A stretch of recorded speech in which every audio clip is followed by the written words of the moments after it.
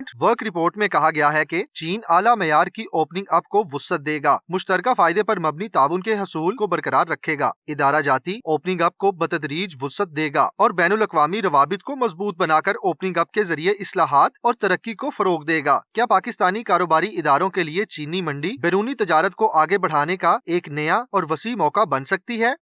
I think हमें इस मंसूबे और इसमें हमें जो मोमेंटम क्रिएट हुआ है ट्रेड और इन्वेस्टमेंट का और इकोनॉमिक कोऑपरेशन का, उसको नई बुलंदियों पे लेके जाना है और उसको हमने एक ऑर्गेनिक एक निज़ाम बनाना है।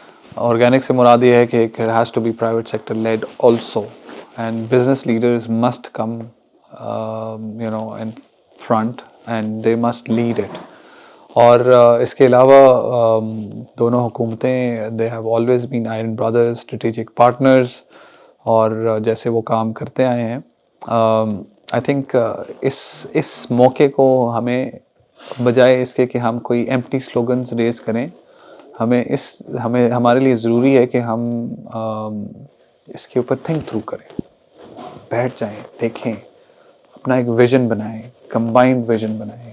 चीन से सरमायाकारी पाकिस्तान भी आ सकती है। मैं आई वुड नॉट माइंड कि अगर पाकिस्तानी लोग आके यहाँ पे बिजनेस करें, अपनी वैल्यू एडिशन अगर पाकिस्तान में नहीं हो रही तो आके चाइना में करें कुछ अरसे के लिए, यहाँ से आके सीखें और यहाँ पे चीनी मार्केट को इंडोर्स करें, इसको एम्ब्रेस करें और ऑब्वियसली पैसा फिर प्रॉफिट पाकिस्तान में ही जाएगा।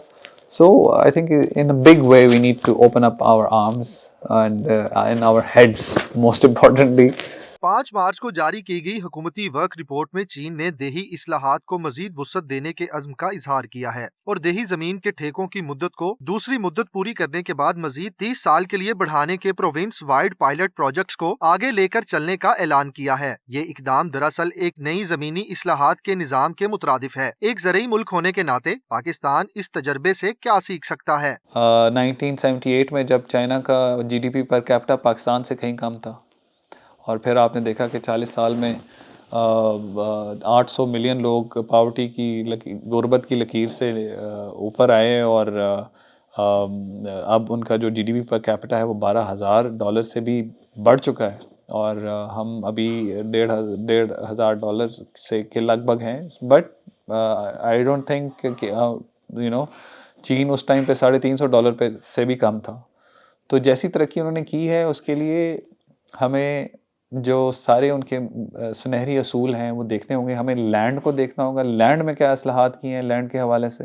हुकूमती वर्क रिपोर्ट में ये भी जिक्र किया गया है कि चीन बड़े मंसूबों पर ताउन को बतदरीज आगे बढ़ाएगा और अवामी फलाहो बहबूद के लिए मुतअद्दिद छोटे मगर मौसर मंसूबे भी मुतारिफ कराएगा। आपके ख्याल में इसका CPEC के साथ क्या ताल्लुक बनता है?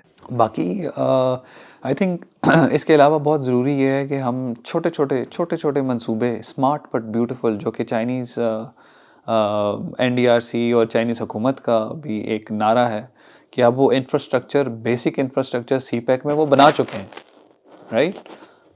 शाहराएँ, पोर्ट्स, एयरपोर्ट्स, सब कुछ काफ़ी कुछ बन चुका है, बिजली के बड़े मंसूबे हो चुके हैं। अब उसको इस्तेमाल करना है।